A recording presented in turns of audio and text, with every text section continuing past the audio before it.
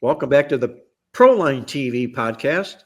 We're glad to have Proline TV sponsoring the show here. Get all your videos, watch everything you want from a sports handicapping video perspective at Proline TV. That includes this podcast, the Playbook ATS podcast, and everything else that we do, all at Proline TV. Check it out. It's going to be a must-go-to site that you'll want to mark and bookmark on your website for sure.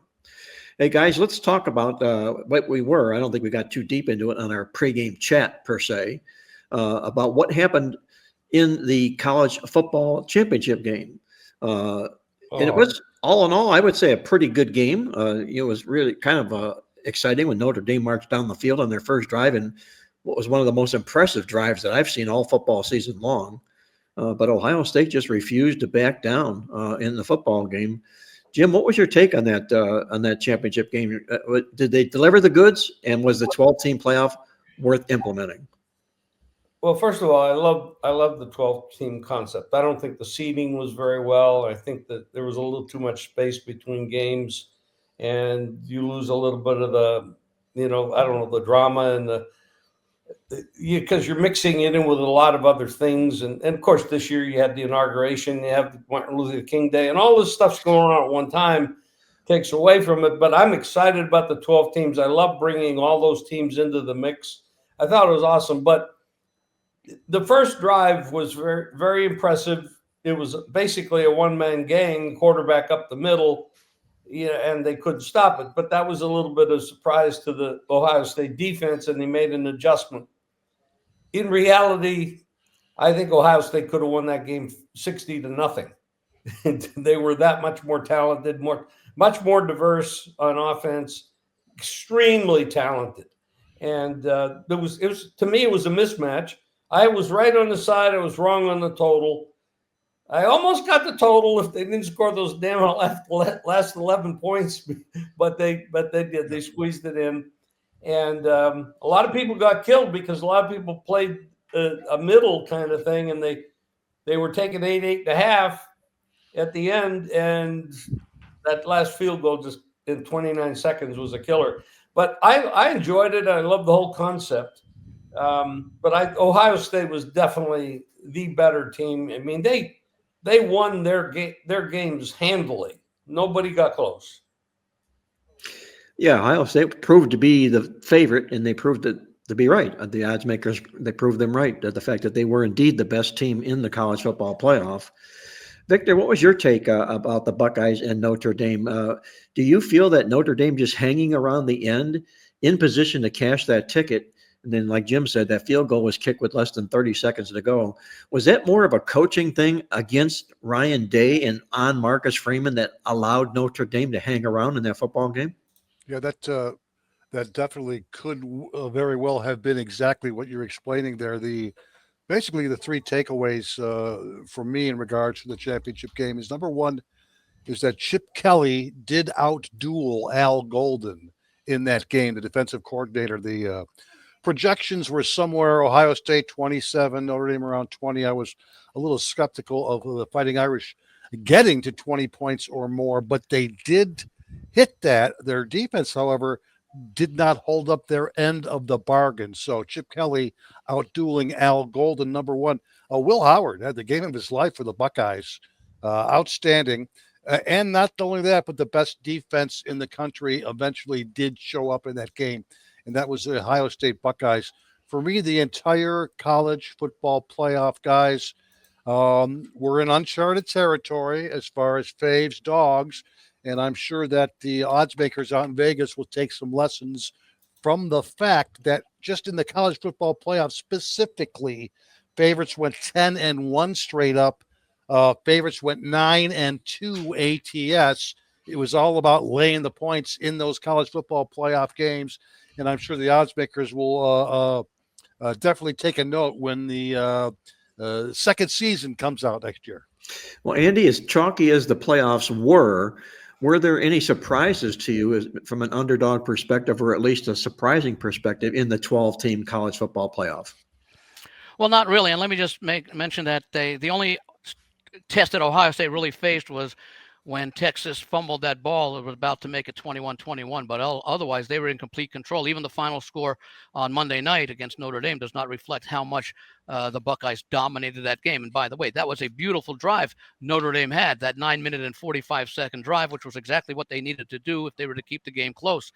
The problem was the defense of Notre Dame was unable to live up to what we thought they could do. They could have played 11 against 10, they could have played 10 against 11, and they would have had the similar success. Notre Dame was just unable to keep up with them with their speed and their inability to make that first tackle to slow down the Ohio State players. As far as the overall playoffs go, I suppose the one underdog that I thought played well and maybe a little bit too late was Arizona State, especially considering what their preseason expectations were. They fell behind, and people are talking, well, Arizona State didn't deserve to get a bye. Well, that depends. Football games are made up of 60 minutes, not the first 30 minutes. The fact that Arizona State was able to come back and compete on even terms with Texas, and arguably, but for that non-targeting call that wasn't made, might have been able to win that game. And then people would say, yeah, Arizona State was justified. They knocked off one of the favorites to win the entire tournament. So I thought Arizona State performed well, maybe better than a lot of people thought. It was a big number, but they came close to winning that game. Boise, I can understand the concern about Boise, but then again, you're talking about a group of 5 team in Boise and a Power 4 conference team in Arizona State. So that might have been part of the difference. Well, Greg, do you think we need to reseed these 12 teams moving forward here? Andy mentioned Boise State being seeded higher than Ohio State, which is a joke all unto itself. Do you think they need to do a better job reseeding these football teams on their merit of their play as opposed to where they're slotted, per se, in a draw? Yeah, I don't even think it's going to be a question real soon. They're already meeting and talking about what they need to do to make it a little bit more fair. I think you'll see that change already. We'll probably get an announcement at sometime in the next couple of months telling us about the changes. So they're pretty aware about what happened, and they know what they have to do to make it a little bit more understandable to the casual fan, where it doesn't seem to make sense. Why are these teams getting buys and these other teams aren't? The other thing that's interesting, of course, is the fact that if you do get the buy, like let's say Ohio State, let's say they got the buy, well, then they don't get that home game. And there's a lot of money that comes in with the home game. So there are some positives and negatives to getting a buy, but that's something they got to figure out, and I'm sure they will. I don't think we're going to see a repeat of what we saw this past playoffs. I don't believe we will either, as far as that's concerned, and it's only going to get better. I'm not going to be surprised at all if this doesn't expand to 24 teams sooner than later, because they're going to want to open this up to everybody, because there's a lot of money out there to be had, and wherever there's money, there'll be a lot of teams gnawing at the bit to take a chance in that particular playoff situation. What was ironic to me is Ohio State won the very first ever 4-team college football playoff. Now they've won the very first 12-team college football playoff. So that bookends, if you will, for the Buckeyes, and they really proved how much talent means in college football recruiting. It's the money they have. They have a $20 million roster. I said in the coffee club that Ryan Day is basically the CEO of Ohio State football. That's the same Ryan Day, guys, that a month ago we were talking about looking for a new job. Right. And trust me, there still are, speaking with the Ohio State analyst, Kevin Noon, and I talk to him every week during the playoffs, that are still, no matter what Ryan Day does, the Michigan game is more important. And it's not a majority, but there are a lot of people in Ohio who could care less that they won the national championship because he keeps losing to Michigan. Which is kind of interesting, because if you get a Michigan and an Ohio State fan together, the Michigan fan will say, hey, we beat you guys. And the Ohio State fans say, yeah, but we won the national title. What's the goal every year for most teams? Win the national title. Well, not for Ohio State and Michigan, though, at this point. Maybe for their fans. I'll tell you what, the athletic department can tell you which is more important. Yeah, well, that's the thing that we're going to have to, I think over time, I think we're going to get to there. But we're still kind of in that old school rivalries matter more, at least to those diehards. The 80-year-olds. Yeah. And also, I just want to say one more thing with Notre Dame. Keep in mind, we talked about this during the whole playoffs. They were without about 7 or 8 really key players. And the coaching job that was taking place by Notre Dame to get that team to the championship game was just incredible. Yep. We talked about the fact that they could get overmatched, and they were. And it wasn't because of coaching. It was because they don't have the players. I mean, they lost their top defensive tackle in the Indiana game. They lost 3 edge rushers early on in the season. That would have been key. They lost their number 1 corner, who's going to be a first-round draft pick, Morrison. They lost their offensive tackle the week before in the Penn State game. Love, their running back, is one of the best running backs in the nation. He was obviously nowhere near healthy. And it's just amazing that they were even in the game and that they were able to come back and actually make it a game. So and now, unfortunately, I don't know if it's official yet, but as I told Jim the other day on our other show, Al Golden has been ticketed to the Cincinnati Bengals. So I don't know whether or not that's been official yet. By the way, Notre Dame, every game after that, the second week of the season when they lost to Illinois, was effectively a playoff game for them. Because had they lost one more game, regardless of who it was to, they would not have been under consideration. Yeah, that's a great point you bring there, Andy. You know, that and the fact that what Greg mentioned here about how decimated they were with injuries, they were still the number 2 ranked defense in college football, despite the fact they were racked with those injuries. And just to show you how good the Ohio State defense is, as Andy commented on also earlier, they had 9 defensive starters that have been with Ohio State for 3 or more years. So they're very well seasoned, is that defense, filled with 4- and 5-star recruits. And they also just happened to allow 8 opponents this year, held them to either season low or second low yardage marks. Nobody even came close to that, to what Ohio State did defensively this year. And I think that's where the credit goes for the Buckeyes, is that team defense that they have. By the way, can I mention here, Greg, I know we're not allowed to talk about the Jets, but they got a new head coach. Oh, official now? Yes. Okay. Well, the one negative to me is once again, the Jets hire a defensive coordinator. It's just amazing how many guys they keep hiring on the defensive side of the ball. It's like they never learn their lesson. I hope Aaron Glenn talked them into, I've got this really good offensive coordinator. Trust me, I know what I'm doing. You're going to really like this offensive coordinator. He knows it. That's going to be all Jet fans are patiently going to be wait. Who's our offensive coordinator? Please don't give me no guy who's never had the position before or somebody. But it's nice to see a former Jet though run the team. And I think that's I'm trying to think if the last one they had, and maybe the last one last 25 years, may have been Adam Gase. It was. You go back to Herm Edwards. God. That's why they don't hire offensive coordinators anymore. They had a taste of Adam Gates. Yeah. So it says Adam Gase was there. I think since Coslet, actually. I think we have to go all the way back to Coslet. That's the 1990s, I think. Everything's been defense except Gase. I'm pretty sure that's what it's been. It's just amazing. So, hey Victor, let me ask Mangini. Was Mangini defense? Yeah, I believe he was. He was. Yeah. Yes. Yeah. Okay. Victor, let me ask you this question. Now that the 2 coordinators from Detroit have been hired as head coaches, what does that do for the Lions and Dan Campbell for next football season here? Ooh. When you have to replace one coordinator, it's tough. When you have to replace a pair of them, remember he's got some years ago that Philadelphia lost both offensive and defensive coordinators. And look what happened to them. Yeah. They fell apart the next year. His work is definitely cut out for him, Mark. That is for sure. I'll say this. It will probably result in a few less wins for Detroit. And as soon as the over-unders for wins do come out, that's going to be the first way that I look, is playing Detroit under their win total for the upcoming season. That's probably they're going to be attacked, that Detroit total. Jim, you're in Vegas. Look for that total to get hit real hard. Yep. When those totals come. Although you're not a season win total guy. I know that you'd rather play the games each week. Much better.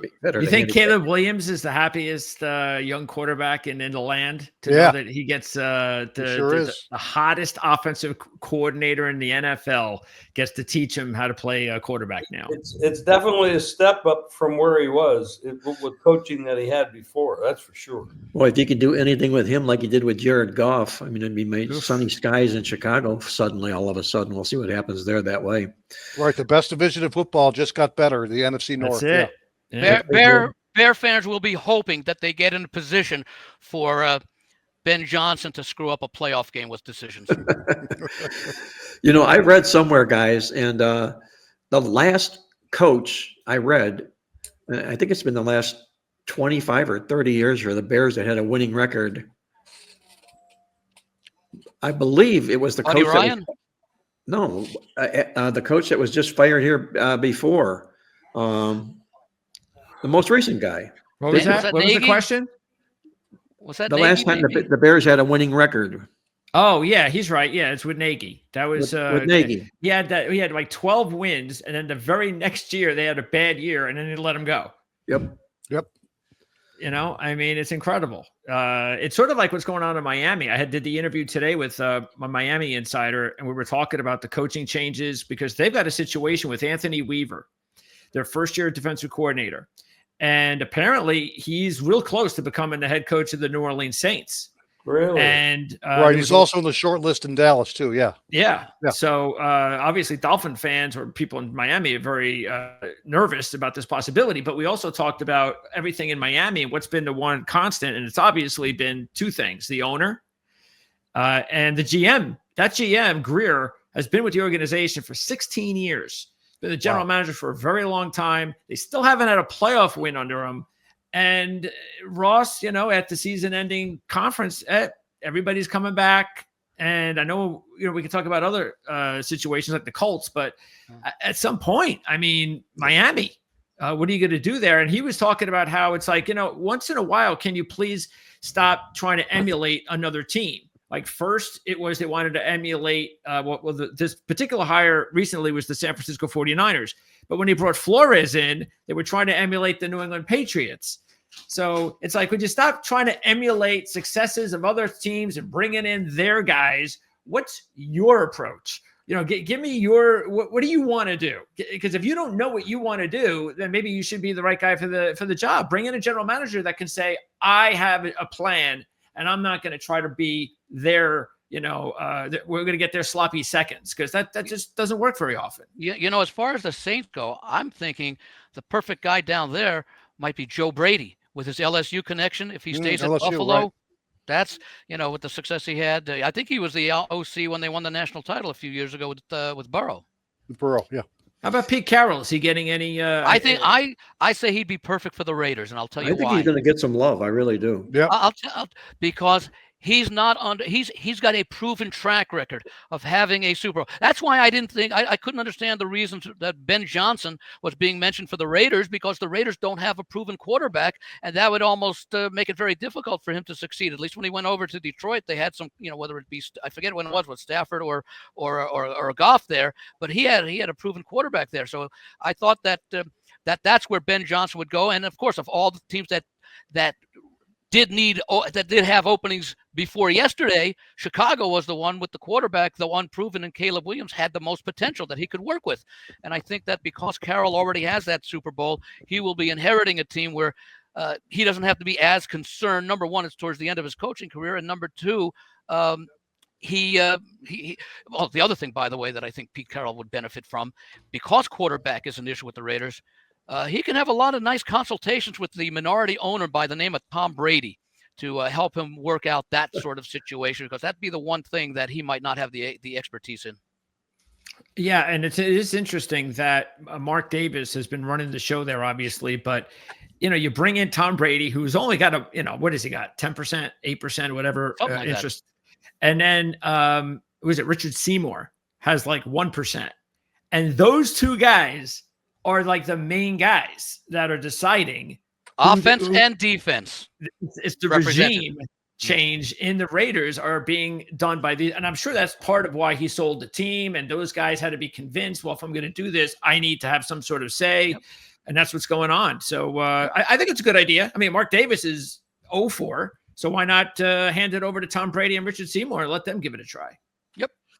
All right, guys, let's tear the NFL playoff championship round apart. We've got two good games on tap on Sunday, and we're going to start it out with you, Victor. Big football game on Sunday here. The upstart Washington Commanders taking on Philadelphia in a rare divisional contest in the championship game. What do you see happens in the over, under, up, and down in this game? Mark, before I get into it here, this previous weekend was a totally upside down weekend in terms of results, in terms of statistical advantages. None of the 4 NFL winners last weekend won yardage in their game, yards per play in their game, even first downs in their games. It was a totally upside down situation. I mean, the Texans, they out-yarded the Chiefs 336 to 212 in their game. The Ravens had almost 150 more yards than Buffalo, 416 to 273. The Lions had more yards in their game, 521 to 481. Finally, the Rams had 50 more yards than the Eagles in that snow game, 402 to 350. It's as definitely as weird as things get. It was only the second NFL divisional round in which teams went 0-4 while outgaining their opponent. And also, not to mention the 4 teams left, the teams we'll talk about today, Kansas City, Buffalo, Philadelphia, and Washington, have 0 turnovers thus far in the preseason combined, all 4 teams, on 435 total offensive snaps, and that is a first. It's the first time that the 4 conference championship teams have turned the ball over 0 times thus far in the playoffs. Wow. That's the reason for what happened last weekend. It was turnovers on the other side. Hey, Victor, let me take this one step Please. further, if I may. I'll Please. let you, before you continue, I hate to interrupt go you ahead. here. But on that thought about these college or these NFL football teams that won the games and lost the yards, it's going to be in the Playbook newsletter this particular week, and we did it as a Smart Box feature. And what I did is I went to ChatGPT, the AI platform, and tore that apart and asked it, what are the odds of, in a 4-game schedule, of 4 teams losing the game or winning the game and losing the yardage by an average of over 90 yards a game in those 4 games? Do you know what the computations came back on that at? How many to 1? What would you think? Oh, geez. I don't know, 2001? Try 140 million to 1. Okay. Oh, It Yeah. just doesn't happen like that. Look, No. in 1 game, 2 games, but all 4 games? Unbelievable. Unreal. I'll tell you Incredible. what, if you could have made that bet, it literally would have been true that if you cashed that ticket, you would own the sports book. You might own the whole country. Well, let's get into it, Mark. Washington and Philadelphia, 40. Here's an interesting thing. The over-under line is currently exactly the same in both games this week, 47.5. And the lines haven't moved much at all. Both games, 47.5. Of course, the first game is the division game with the NFC East team squaring off. Philadelphia -6, 47.5. Basically, implied score based on the spread and the over-under line is Philadelphia right around 27.0, Washington right around 21.0, give or take a half point here or there. That is what the implied score in the game was. On the season, Washington, absolutely a very good over team, 12-7 over-under, 6-4 over-under in their road games, 60% over. Philadelphia, pretty much a reverse kind of team, 8-11 over-under on the season for the Eagles. Only 3-7 over/under in their home games. In terms of series history, it's been a pretty high scoring series history between these 2 teams. 4-1 to the over last 5 meetings, with an average of 60.0 points per game. This year's 2 meetings, it was the game in Washington that was very high scoring, 69 total points, while the game in Philadelphia between these 2 was on the low side at 44.0. What I'll note, Mark, is that in the last 12 years, the NFC Championship game, 8 overs, 3 unders, 1 tie, 51.5 points per game. So of the 2, it's the NFC Championship game that's been slightly higher scoring. And finally, I'm kind of liking the points a little bit in the game. My first few impressions in regards to what we've accumulated from the database is Teams on a playoff road dog win. You always want to take a look at playing on them if they're a dog in their next game. 11-1 ATS last 12 times. Playoff dogs of 2 or more off a road playoff win. That says to play on Washington. One more. Excuse 1-11. me, Victor, Yeah. what's the straight up record of that situation as far as I the don't have the straight up. underdogs? I just have the Okay. ATS results. Yeah. Division playoffs. When a division team is favored in the playoffs by 7 or less points, 1-11 ATS. We're going all the way back to 99. Division playoff home favorites of 7 or less. When the over underline is 45 or more, that says to play against the Eagles. So right now I'm kind of leaning dog, and we're also kind of leaning over with the NFC Championship game going over the total about 70% of the time mark in the last 12 years. Leaning dog, looking the total a little bit over there that way as well. Victor King on the NFC side of things. Jim Feist, what side of the field are you going to be sitting on this weekend? Commanders or Eagles? After listening to Victor, I just have to shut up. I favor the over. I don't believe that the two teams, quality offensive line, quality running game. If Hurts is okay, let's say he's 80%, 70% or higher, this is a much better football team. And I think that Washington has done a fantastic job, and Daniels has done a fantastic job. And the change of ownership and head coach and other coaches on the Washington team should be admired for what they've accomplished. It's awesome. It really is. But Philadelphia's a better football team. And their offensive line, their running game, Barkley, I think Hurts is a marginal quarterback. I don't think he might be a B or a B plus. He's definitely not any higher than that in my mind. But they're gonna damage this defense for Washington a lot, and they're going to control the game. They're going to control the line of scrimmage. They're going to run up points, and I like the game over.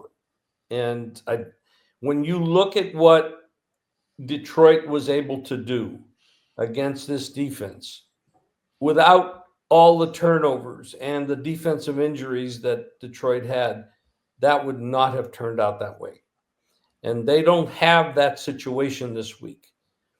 You're not going to see a lot of what you're seeing in the NFL is a lot of careful football.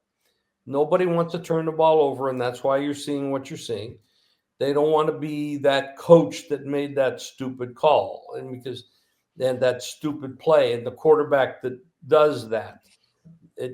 And when you watch the Buffalo game, they were up 20. I think Andy said it was 21-10 at halftime. They scored 6 points in the second half. Come on, you got Josh Allen, a quarterback, and you score 6 points. I got to look back at the coach and say, what kind of game plan did you play in the second? You actually waited for the other team to catch you. Okay. And that's the kind of mentality that's going on out there right now. And I'm not a big Sirianni fan, but he's been to the Super Bowl a couple of years ago, and now he's back there almost again in the same situation. He can't be all that bad. He's got this team in position. Washington's had a miracle year. I don't see the game being close, and I don't think it's going to be low scoring. I'm going to say with that, it's not close. It has to be the Philadelphia Eagles side of the game for Jim Feist. Andy Isco, what are you thinking here? Philadelphia, your college hometown, or you're going to look at the upstart Commanders here?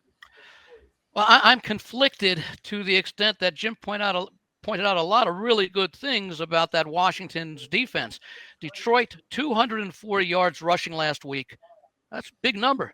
23 attempts. That's basically 9 yards per rush. One of the guys, Williams, I think, had the big run of 60-something yards, but the other guys, 7 yards was the longest run, and his only run for Goff. 33 yards for Gibbs, who actually had the most carries, 14 carries. So they did a lot of runs in between that 10 and 20-yard gain that they had as far as that goes. A lot of it was indeed Gibbs. So I'm concerned about the Washington defense. At the same time, that offense with Daniels is playing so well. They just beat the number 1 seed, flawed as the number 1 seed was. They were on the road. It was a second straight road game. They had a much more difficult time in winning at Tampa Bay. It's really hard to go against Washington, given that they may just be one of those teams that rises up from having been a non-playoff team for the last 3-4 years. Although I think they were a division a few years ago, and I think it may have been either 9-8 or 8-9. But the point is, they may be one of those teams that has the right combination. They are not feared of anybody, not fearful. They're excellent on fourth down conversions when I won't say when needed, when they choose to do so, because sometimes they're not always needed. They're sometimes always a questionable decision. That being said, I look at how these teams did against the better teams that they played in the regular season. I consider I basically use these numbers based on wins. So an A team is any team that finished 2 or more games above 500. So that would be 10-7. So 10 wins or better. Washington only had 5 such games. They were 1-4 straight up, and they averaged losing by 6 points per game, which is pretty much where this line is. Philadelphia, on the other hand, they had 7 games. They were 5-2 straight up, but they only won by an average of 4 points per game. So when both teams faced the better teams on their schedule, Philadelphia was able to win, but not necessarily cover. Washington didn't win as much, but they were able to keep it within a 1-score game. So I'm sort of looking at I haven't decided yet, but maybe I'm going to be looking at taking the points with Washington in the game that Philadelphia wins. Maybe it's a 27-24 type game. I am agreeing with, I think, Victor and Jim. I do like the over in this game. You look at Washington in those 5 games against quality competition, 55.6 total points per game. Philadelphia, 52.1. So maybe a 27-24 Philadelphia win is not out of the question. There we go. A little bit of a Philadelphia win. Nick Sirianni going back to the Super Bowl. Greg DePalma, what do you think happens in this divisional championship matchup? Well, I think it's going to be really hard for Washington because they just haven't had any luck stopping Barkley. I don't see any reason to think that that's going to change. I think he's averaged a little over 5 yards per rush in their games this year. Almost 300 yards and 2 touchdowns. 2 touchdowns both games, about 150 in both. Each. And you can't stop the run. And we know nowadays that's everything, especially if your defense really can't do a whole lot more of anything else other than hopefully create turnovers like they did against Detroit. They didn't get turnovers. Obviously, anything can happen. But look, we know how special Jaden Daniels is. And if any quarterback is ever going to make the Super Bowl as a rookie, Jaden Daniels should be the guy. Why not? So he could break that trend. It could happen. But history tells you it's really hard. This is hard for me because I'm not really, I haven't backed Philly. But I think, they're the logical play in this one. I don't know if I'd take them to cover the game though. And I think Washington's just not a bad idea. If you want to go, money lines, it's the only option to make any money. And I don't think it's a bad option if you want to go that route. It's just, it's going to be awfully hard. And history is usually going to be against such an accomplishment. Good analysis, Greg. I'm right with you on that. The way I'm looking at the game is probably from a rushing dominant standpoint for the Philadelphia Eagles. We all know about Saquon Barkley, what he does. He averaged over 125 yards rushing a game this season. But you look at the 2 games that he played up against Washington this year, he fared very, very well in those football games. 143 and 156 yards on the ground. And the reason I'm bringing this out is in our database, if you look at teams in the championship round of the playoffs, and that team rushes for the team, not the player, but a team rushes for 165 yards in that particular game, which is, I think, in the ballpark here for Philadelphia. A nice opportunity. It's happened 12 times since 1988. They've gone 11-1 straight up and against the spread with a better running game like this. What cements the call for me is look at their schedules here. This is Washington's 4th straight road game. It's Philadelphia's 5th consecutive home game. I've never seen that before. 5 consecutive home games in a row. First time ever now, yeah, in the playoffs. And the guy coming in that he's going to host is on the road for the 4th time in a row. I can tell you this team's playing their 4th road game in a row, are 0-9 straight up and 1-7-1 against the spread. That's not a good role for Washington to be in here. So if everything crumbles for Washington this week, I think they can take a look at their schedule and what happened to it and whether or not they can contain Saquon Barkley. And my answer is I don't think they can.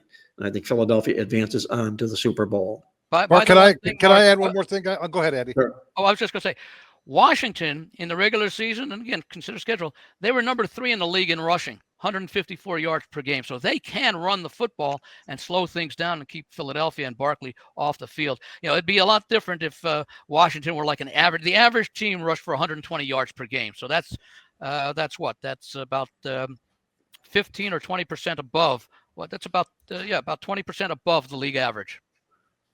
Yeah, they haven't been very successful in the matchup so far with Philly, but yeah, that's part of the way they were able to put up big points last week is they were able to run the ball. They got Eckler and they got Robinson and Daniels. So they got 3 guys who could run the football.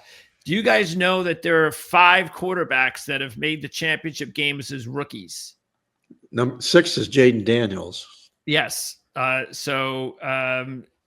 you know the first rookie quarterback to ever make the championship game as a rookie? Do I know How the far first? back? How far? The year 2000. Oh, I do know that, Greg. All right. Well, Mark knows it, so he'll keep his mouth shut. Kurt Warner. No. No. Anybody? Go ahead, Mark. Well, here's the unique part about all this, Greg. And we tore this down and broke it down. Sean King, Tampa Bay Bucks, did it in the 1999-2000 season. Then Ben Roethlisberger followed that up in 2004 and 05. Is Joe Flacco in 2008 and 09. These aren't coming off my head, guys. Believe me, this is what we put in the newsletter this particular week, and I'm kind of like reading it right out of the newsletter here. And I'm guessing Marino was in his 2nd year, wasn't he? Yes, with the Dolphins. After Flacco, it was Mark Sanchez, the Jets, 2009, 2010, and then Brock Purdy in 2022 and 23. Those quarterbacks, there's a real unique role in this situation here, which really, really favors this rookie quarterback in a championship game, and that's if his team comes off a double-digit win. That's the particular role that Jaden Daniels will have to be in here, but he's joining a select few, like you mentioned, Greg. Here, not many quarterbacks have done what Jaden Daniels has done this football season. And Victor, you said you wanted to say something before we went off target a little bit here. What was it your mind to mention? One more thing I wanted to add in regards to if you think Washington is perhaps a team of destiny. Do you remember the 2021 Cincinnati Bengals team? I got this tweet a couple of days ago. I thought it was absolutely fascinating. The 2024 Commanders and the 2021 Cincinnati Bengals have got many, many things in common. Check this out. Both of their quarterbacks are Heisman winners from LSU who transferred to LSU after 3 years. Joe Burrow and Jaden Daniels. Both teams won just 4 games the previous season. Both teams started their seasons 7-5 straight up, 7 wins, 5 losses in their first 12 games. Both teams went 4-2 against their division. Both teams' point differentials were very, very similar. Bengals were plus 84, Commanders plus 94. Both had a top 10 offense. Both teams' preseason Super Bowl odds and win over-unders were the exact same, plus 150 and 6.5 wins. Wow. Both teams, get this one, beat a pirate-themed team in the wild card game, Raiders and Buccaneers, to end a long winless streak in the playoffs. Both teams upset the number 1 seed on the road in their division round. And finally, both teams will play on the road in their conference championship game against the number 2 seed that they beat by 3 points at home a few weeks earlier. That's mind-boggling. If you believe in karma or a team of destiny, why even watch the game? Why even watch the game after all that? That's fascinating. Throw that $430 million to one out the window, Victor. Yeah. Those are much better stats. And what was the result of Cincinnati season? They lost. They went all the way to the Super Bowl and they lost 27-24 to the LA Rams. Yep. So they made it all the way to the Super Bowl, and they covered the spread. That's incredible. That's incredible. Good stuff. That's mind-boggling. That's great stuff. Unbelievable. You know what's equally as mind-boggling is the rookie quarterback in that list who actually played the best was Mark Sanchez. That's mind-boggling. Yeah. That is. Well, that's one of those few New York Jet highlights that you can wrap your arms around. You knew Greg would find something. Yes, I did. It was just one more year after that is the last year that any Jet fans remember of any sort of success. Well, So the it's good been news that for long. that is that the first quarter of the century is over for the Jets this year. We can see what their highlight will be for the next 25 years. Don't know how long we'll have to wait for it. Maybe 25 years. Who knows? Yeah. All right, guys, let's get over to the other game, the AFC game, Kansas City and Buffalo. And, this has got a matchup of two potential Super Bowl teams. We're not going to say that the other one doesn't, but these two teams, if either one won this game, we would not be at all surprised that they would make it to the Super Bowl, having gone this far. Victor, what do you think happens here between the Chiefs and the Bills, who know each other quite well? Again, we're dealing currently with the same over-under line as the NFC Championship game, 47.5. Point spread a lot different, though. KC, 1.5?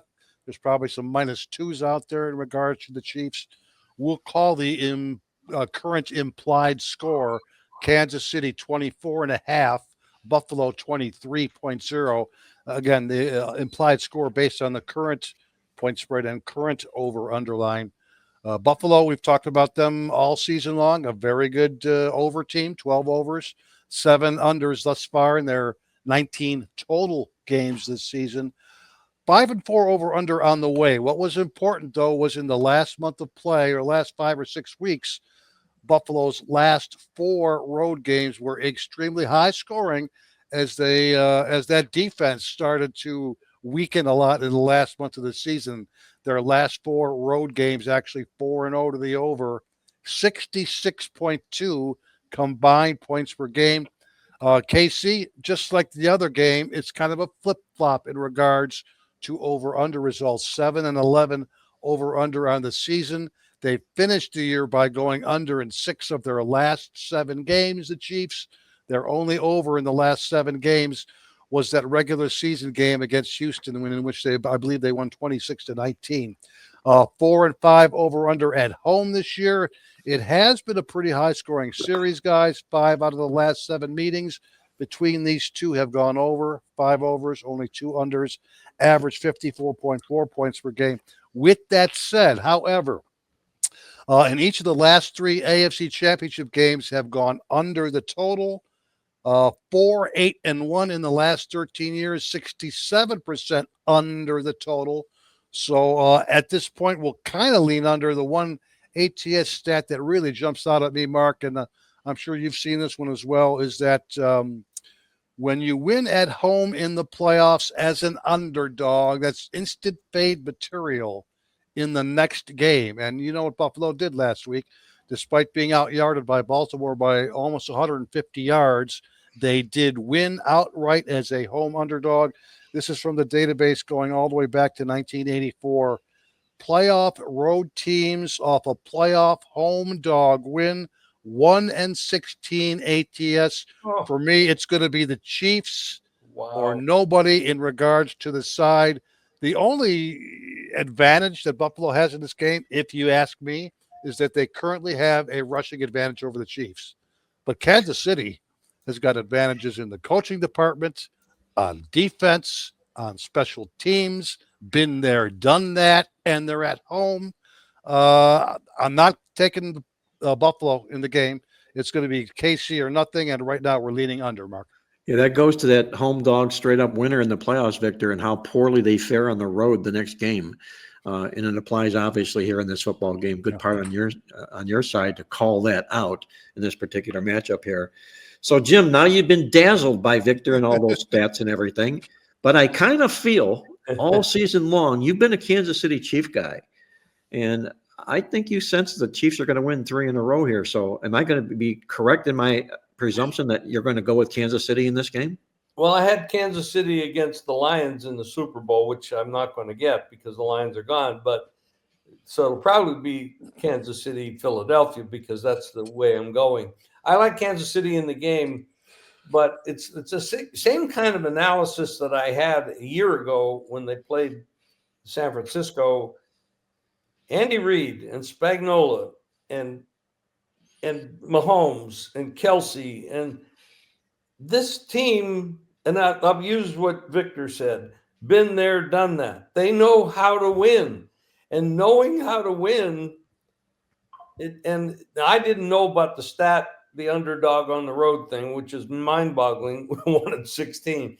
But I'm on Kansas City. I bet them on the money line. You know I do that with small favorites. Yes. Mm-hmm. And I like the under as well, because I see the tendency with these coaches this year of not wanting to make the big mistake. And you pointed out, this is the first time we have all these teams that didn't turn the ball over last week. And I think that's going to continue. The highest risk offense so far in these games is Washington. Now, they didn't turn the ball over, but that's the one team that's more likely, in my mind, would be Washington. I don't see the head coach for Buffalo doing that. He's a very conservative guy. And when you look at how he played the second half last week with the lead, and I think that's a huge mistake to wait for the other team to catch up. When you have that kind of offense and you have Josh Allen, you don't go a whole half. I don't care how good the other defense is, and only score 0 points in the third quarter and 6 points in the fourth quarter. That's bad coaching to me. That allows the other team to have that almost tied the game with the catch in the end zone on the 2-point conversion. That's bad coaching. You're supposed to not do. I mean, we also saw it with Day in the championship game. Had the big lead, all the offensive talent, wait for the other team, and they almost came back and, well, maybe not won, but covered. They didn't, but they almost did. I don't like that kind of coaching. I like when you put your foot on their neck and kill them. And Andy Reid is like that, and Spagnuolo knows how to play defense. I mean, all the edges are Kansas City. Everybody can point out that they just never really excelled this year as far as having big spreads in their games and stuff. And they won all these games by narrow margins. I understand that, but they won them. And this line is almost disrespectful. Well, I like that kill factor, Jim. That's what we're in it for. We're hunters, Hunter-gatherers. Yes, we can smell the blood. Andy, what do you think happens here? Is there blood to be had in this matchup between these two teams? Well, I'm going to start out by giving you the same numbers that I looked at before between Washington and Philadelphia. Kansas City played 9 of their 17 games against teams that are Class A, meaning they won 10 or more games. They were 7-2 straight up in those games, 3-5-1 against the spread. Because, again, they were laying numbers that they just weren't interested in covering or weren't able to cover this year. Buffalo only played 6 such games, not 9. They were just 3-3 in those games, and 3-3 against the points. So certainly Kansas City had more opportunities against the good teams and performed better against the good teams. One concern that I have, and I talked about it, I think at the top of the show before we formally started, and last week, of course, much like in the Buffalo-Baltimore game, you look at what the line would be for this game. And I saw the Westgate come out first with a line of Kansas City, I think it was 1, maybe 1.5. I then saw Circa come out about 20 minutes later. They opened that game pick, which really surprised me. I actually thought Kansas City would be about a 2.5 point favorite, maybe even 3 in this spot because of the game that it's a championship, conference championship game, and usually the points don't matter. In fact, I think, if I remember correctly, because I updated the chart that I had not updated for last week, conference championship games, the points don't matter very often. Since 2002, when they had division realignment, there have been 44 championship games, 22 in each conference, and the point spread has only mattered in 7 of those games. So basically, you win the game, and you cover the spread. And that would seem to be the case here with this point spread. So I have to believe that the sports books realized that, again, forget about the regular season matchup. Buffalo always wins the regular season against Kansas City, and everybody knows it. It's in the playoffs that Kansas City has their, well, call it revenge. I don't like revenge in a game which ends one team's season if they lose, but nonetheless, Kansas City's been able to make the big plays and get the wins in the postseason. So why did Circa, one of the bigger sports books in town, open this game at pick when everywhere else, and I think it stayed there for half an hour or so? Why did they open it at pick? In fact, why did even the Westgate open this game at 1.5? I would have thought, again, it would have been closer to a field goal, because at least then a lot of the public might start thinking, I can get Buffalo with a field goal with Josh Allen and all that. And they were able to lay less than a field goal with the team that's won 2 in a row. And yeah, you win close games, but you know what? If you win this game by 2, you're covering that point spread. That they were laying 1.5. So I'm a little conflicted there. I'd like to see Buffalo win.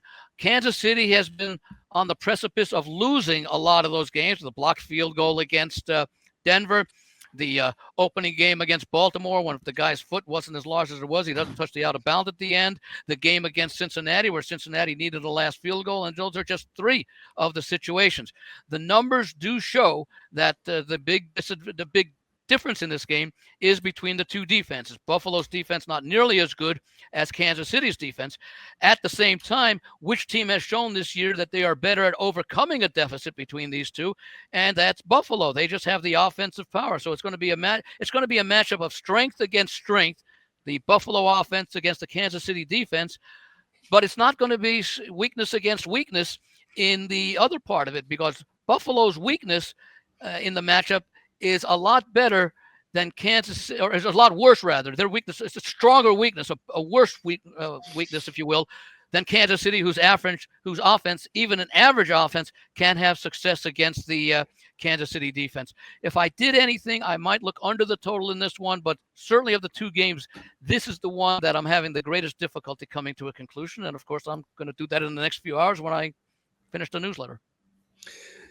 Greg, are you having a problem coming to a conclusion in this football game? If not, which side are you going to look at? No, no problem. I'm in the same boat as Victor. Last week, we talked about having Ohio State and Kansas City parlay Super Bowl and NCAA championship. Let's do it. Yep. So I do have to ask Victor. So in your experience, when you're in a situation, I guess some of it does depend on, well, did you do 1 ticket? Did you do a couple of tickets? How much did you invest? And what I'm getting at is, we always talk about hedging at some point. So it's obvious, at least the way it looks now, that unless they win, and then Kansas City plays Washington in the Super Bowl, that you can hedge Kansas City in the Super Bowl really well. Right. The odds will be pretty low. You can even it out, and you're going to be fine. My question is, since it's the same in this game, would you double hedge? Would you say, I'm going to put a little bit of money on Buffalo, or not so much because, well, they still haven't won the Super Bowl? And I'm just saying it as far as maybe even just this game. And say, you know what, I'm going to take the Bills in a money line in this game, and if they screw my ticket, at least I've got the Bills for a little bit of money. And then if they win again and they get to the Super Bowl, I can hedge again. And I'm sure has a lot to do with how much you invested in the ticket. Yeah, that's a good point. And it's definitely had me thinking the last couple of days here. It has. How am I going to approach this game knowing that we've got an Ohio State, Kansas City Chiefs win it all ticket? Now, that wasn't a preseason ticket that I played. That was back maybe early mid-December is when I jumped on that ticket. But it definitely has me thinking of which way to go in the game. I've never been much of a hedge guy, and having the access to a database has actually got me potentially thinking about just loading up on the Chiefs this week, even though you've got that thing in your pocket. Just some of the situations, the ATS in our database are mind blowing. And it's tough to hedge with a 1-16 ATS. Right. I just with a team that has advantages in so many different areas in this game, I think I'm just going to go for broke. And considering their matchups that strongly favor Kansas City in postseason matchups with Buffalo, those ATS trends, maybe Buffalo accounts for 1 or 2 of those losses, possibly. I'm not sure, but 1-16 is very strong. So that's just additional support to what the experience shows. Victor, one quick note here, though. There's one saying that I've used over and over and over, and I want to mention it here again. And it's that if you're going to bet the house on a game, you better have a backup house. Well, we never bet the house in a game. We bet what we can afford to lose. Having fun. Right. At the beginning of the season, you set your bankroll, you stick to it. Exactly. But Jim, there's no way. I mean, this is the NFL. You saw what happened last week. 4 teams won, despite being outstatted in the game. Anything can happen. Yeah. Yes, exactly. Jim, Mark, have you ever double hedged like a week before in a situation where you've got an opportunity to, hey, I could take the Bills on the money line and get a little bit of money back, and I can go back again in the Super Bowl and hedge again if I have to? I'm not a big hedge guy, so I'll pass it over to Jim. What's your answer? I usually hedge. A couple of years ago, when the Stardust had some big contests, and I was fortunate enough to win, I did have a hedge in the last week, and I ended up winning both the sides of it, the contest and the hedge. So it worked out. But I don't usually do that. I'm pretty convinced that we got the right sides, or I feel like I have the right sides in these games. I've done usually pretty well in these conference championships and Super Bowls, and because I know the teams, and like we all do, and I feel pretty confident in my coaching edges, player edges, situational. I didn't know the 1-16 thing, which only makes me feel better. Thank God it wasn't in reverse. Now I'd really be confused. Well, if it wasn't in reverse, then wouldn't you then be more inclined to maybe I'll hedge a little bit on 16-1 against the spread? Very, very definitely would have pushed me in a different direction. Yeah. Okay. Also, just want to Andy mentioned, of course, wanting to see the Bills win. Well, I know that we usually save this for the end of the show, but I wanted to pop these comments up from the show last week, last week, actually. And this was over, actually, I believe, over on Playbook, because I'm not sure if anybody's aware. Mark, have you looked at the running total lately? I guess I'll have to look it up. But I know as of last week, we had a nice running total on the Kansas City-Houston segment that we posted exclusively over on the Playbook site. And right now it looks like there were over 7,000 views just for that segment last week for the Kansas City-Houston talk on this show. And so we had some comments, and Mark B 3786, I will alert the NFL to have the Chiefs removed from the league. Jeff Montgomery, tackle Patrick Mahomes and get a 15-yard penalty. Wow. Nothing but bad calls in the game. And you know what that's about too. Agreed. And we wonder why Patrick Mahomes, remember in the beginning of the season, we were all wondering why Patrick Mahomes wasn't on that great player list, the players who voted, who the best players were. We're like, why isn't Patrick Mahomes number one? I think we know why now. And then Michael Stewart, this is a good one to end with.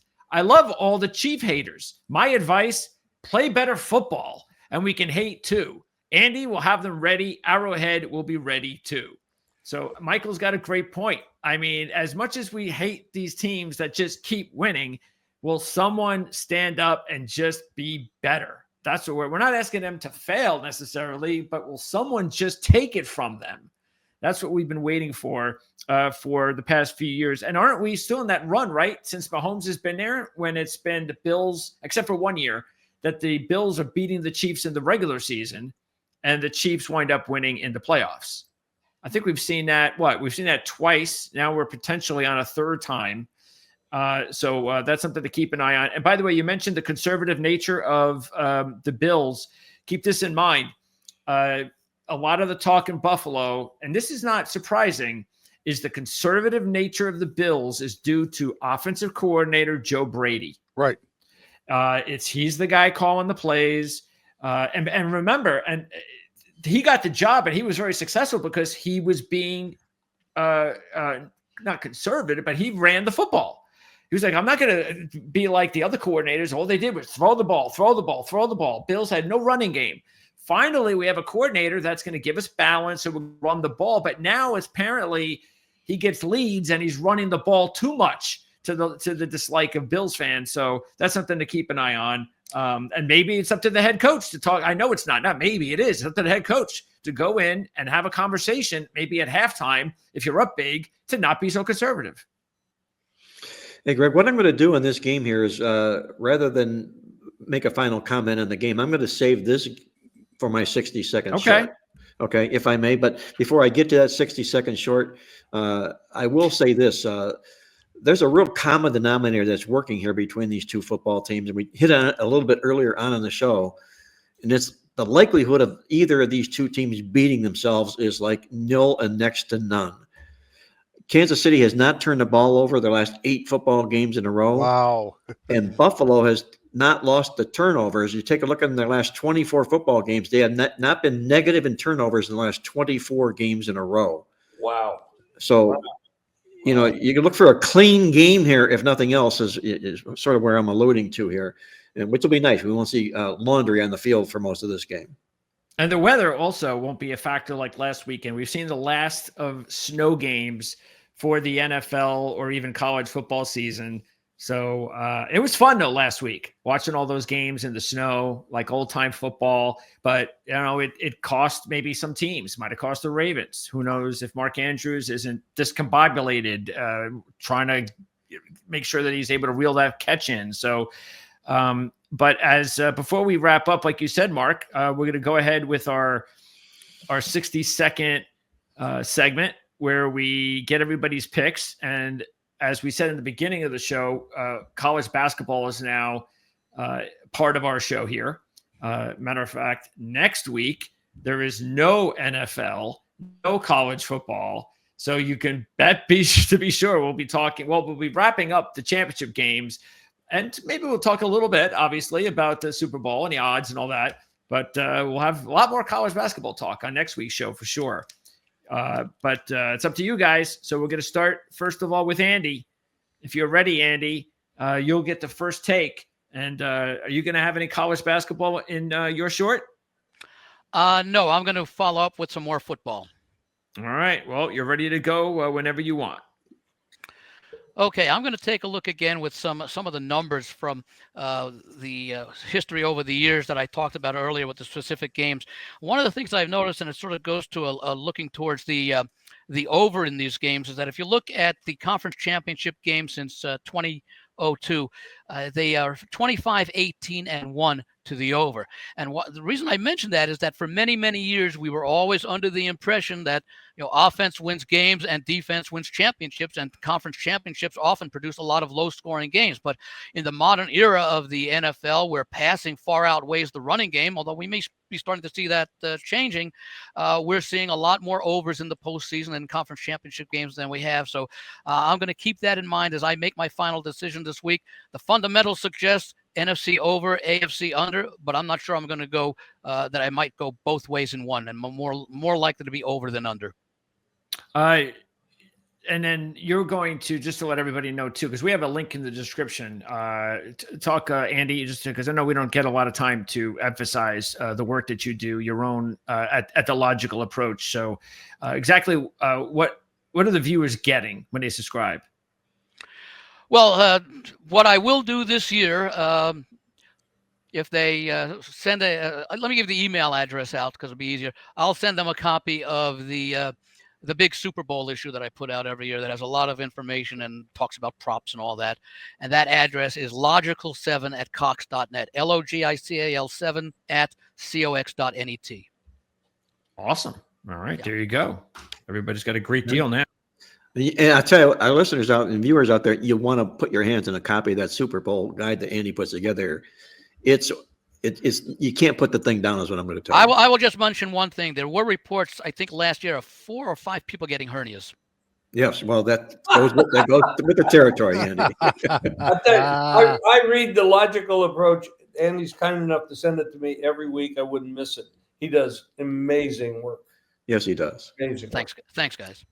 All right, Jim. You ready? Well, I'm gonna take my glasses off, so even my eye bothers me watching. All right, we won't record that, but Staring yes. on the light, that's what bothers it. I'm gonna give you some college. I'm gonna give you one proposition. I'm gonna bet a parlay Duke to win the national championship and Kansas City to win the Super Bowl.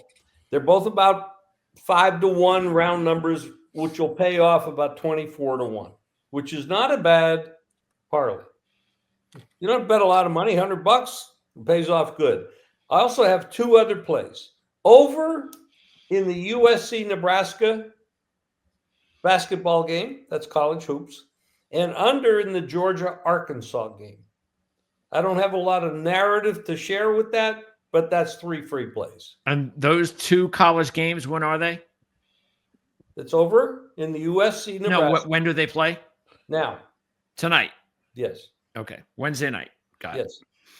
All right, there you go. Like you said, Jim, those are 3 free picks. Again, Duke is about a little over 5-1, so you might be at plus 550. And Kansas City is probably right around plus 250. And you said that's about 24-1 combo. Well, it was a little bit higher. It was when you did it, that, but when you were getting better than 2.5 with the Chiefs. Okay. Yes. Yeah. Okay. Next up, Mark. Okay, let's take a look at that Baltimore-Kansas City matchup, which has Super Bowl material written all over it. And there's one thread in this game that I don't think people are really aware of. It's since Andy Reid and Patrick Mahomes have teamed together, there have been 9 times they've played in which they've had same season revenge. Together, they are 8-1 straight up and 7-2 against the spread. That's what we're going to be facing in this game when Buffalo beat them up here earlier on in the season. And then there's Patrick Mahomes in the playoffs in his career, 16-3 straight up and 14-5 to the spread. Those are also real pretty numbers. And specifically in AFC Championship games, Mahomes has been in 6 of them. He's won 4 of them. But look at these numbers he's put up, guys. He's completed 235 of 253 passes, 1,756 yards, with 15 touchdowns and 2 interceptions and a passer rating of 112.1. It's Patrick Mahomes time, guys. Look at the Kansas City Chiefs in this championship game. Wow. All right. Only 2 seconds over. I'll be able to trim that. Mark being a little bit more elaborate here, which is always a good thing. Kansas City Chiefs. How can you bet against them? I mean, how can you? All right. Well, we said the same thing last week about Buffalo in that situation as a home dog that they hadn't been in years, and it worked. Maybe the same thing, this week with the. Yeah, like you said, Andy, it was very strange. Jim and I talked about that the other day because we're right with you. Thought that line was going to be about 2.5, 3 Kansas City. Very surprised. Because it didn't make sense. Why would Buffalo be a 1.5 point dog at home to Baltimore, and then they go on the road and they're a 1.5 point dog to Kansas City? Right. Yeah. That doesn't make any sense. Anyway. There's a real ugly. Who would have at Pick'em, given Kansas City's record? I think most people would find it very, very difficult unless they bet with their hearts to bet on Buffalo. Yeah. Now at Kansas City -2.5 or certainly -3, the heart goes away and the brain says, you know what? Kansas City's tough. You know, the close games and everything. I think you have a more likely opportunity to take +3 with Buffalo than it would make more sense than if the game was Pick'em, but I wouldn't understand why the game would be Pick'em anyway. If you think Kansas City can put up 21 points in this football game, Buffalo's on a horrible roll. Of late, the last 2 years when they've allowed 21 or more, they're 17-1 against the spread. Not good. Nope. All right. One thing I'll just add, when we go back in time and look at Andy Reid's career, he might end up being considered the best coach. I don't know about that. Let's not get carried away. Well, we got to count the rings when he's over, though, Greg, and he's going to end up. Yeah, well, look what he did in Philadelphia with the team he had there. The only time Belichick ever won was when he had Tom Brady. Before that and after that, he did nothing. This guy has won with several teams, with several quarterbacks, and now if he can do a three-peat, I'm not going to argue with it. All right, Vic, are you ready? I am. Before we get into my 60 seconds, let me add just a little bit of fuel to both Mark's fire and also Andy's fire, if I can. First off, for Mark, AFC Championship home favorites of less than a touchdown, 12-1 ATS, dating all the way back to 1988. Wow. Kansas City Chiefs. Even more so. If I am going to play the Chiefs, I am going to play it the Jim Feist way. And that is the bulk of my money is going to be on the Chiefs money line. They may end up winning by 1 or 2. Yeah, why put yourself through that stress, right? Right, that's stress, right. So I'm going to play the Jim Feist way, and it's going to be the Chiefs money line. Andy mentioned a potential over in the AFC Championship game. We look at the referees that have been announced for the championship games.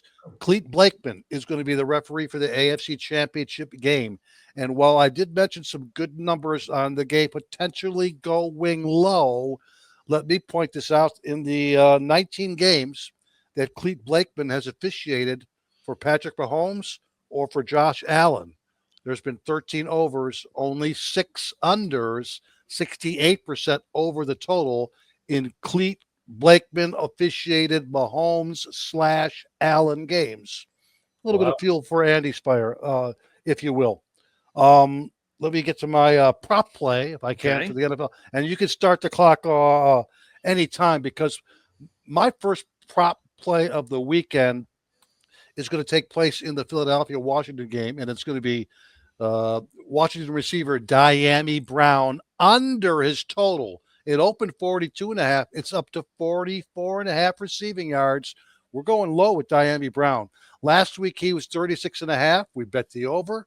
You saw what happened in that indoor game. He had 98 yards, making his second straight game of 89 or more receiving yards. He's turned into the de facto number 2 wide receiver for Washington. This week, we go against it. We play value on Dyami Brown under the total. Eagles have the top deep pass defense in the league by DVOA standards. Finally, volume for Washington is going to be completely. Last week, they had 74 plays on offense. This year against Philadelphia, they only ran 64 plays. Dyami Brown under 44.5 receiving yards, our first prop. Thank you. Oh, only a second or two like Mark over, so I'll be able to work that, no problem. And before we wrap up, I do want to add one more from the Coffee Club daily email. So this is in the sports chat section with Mark. Lanny from Paradise Valley, Arizona wants to know, I got stumped on this one. What's the only venue ever to host a World Series, a Super Bowl, a Final Four men's basketball, and an MLB All-Star game? Before the answer, do any of you guys know the answer? Well, I do because I answered it. But, yeah, that's, only because I Googled it. Oh. No. Well, the one that first came to mind can't be the answer, but the first city that was obvious would be New Orleans, but they don't have a baseball team for the All-Star game. Right. So I think that may be the key. I will give you a hint. It is no longer a venue. Ah, okay. And you have to go back to Houston Astrodome. Close. Rice Stadium? No, not very close. I'll give you a better hint. Think frigid weather, okay? Dome. Detroit? Ford. It's Ford Field? the previous Ford Field. No. No. In Detroit. Nope. So much for my guesses. Think Tony Oliva. The Metrodome? Metrodome? Yes. There you go. Wow. Okay, now that makes sense. Yeah. There you go. So the Okay. Metrodome, they were there from 82 to 2014. It hosted 2 World Series championships, 1 Super Bowl, 2 NCAA Final Fours, and 1 MLB All-Star Nice. game. Good question. Wow. Great question. There you go. And you can only get that if you order the Coffee Club email. Well, first of all, Greg, let me say this. The Coffee Club, anybody can go read that at no charge every day on the playbooksports.com website. When it comes up, just click on the Coffee Club. On the homepage, just click on the Coffee Club and you will read the daily Coffee Club there. Better yet, if you want it delivered to you, which most people do, Uber Eats style, if you subscribe to any of the Playbook services, publications, or my services, it's emailed to you and it's in your inbox every morning at 6 a.m. So check it out either way at playbooksports.com. Along with a cup of coffee. There you go. Along with Yeah, I don't know about that, but all right. Anyway, that wraps it up. Again, next week, Mark, I guess we'll have we won't have a football game to handicap unless you want to handicap the Senior Bowl. And by the way, that'll be big for everybody paying attention to the NFL draft. And I know a lot of fans are paying attention. So big week next week with the Senior Bowl. And I know the Arlads guys are going to be there. One of their top scouts, Dave Syverson, is going to be there. So I'm going to hope to hook up with him over on the Arlads channel on a daily basis to get updates from him as he reports from the Senior Bowl. And then you get an opportunity to see some of the key players that are going to be rookies next year in the NFL next week. We can talk a lot about the coaching situations, offensive, defensive. Sure. Coaches. Who's going, who's coming? That's a real good idea, Jim. Yeah. I like that. So that'll be on next week's show, Mark. Okay. Okay, guys, thanks for tuning in. Thanks for listening. And remember, until next week, once again, this is Mark Lawrence, reminding you to always remember to bet with your head, not over it. And good luck as always.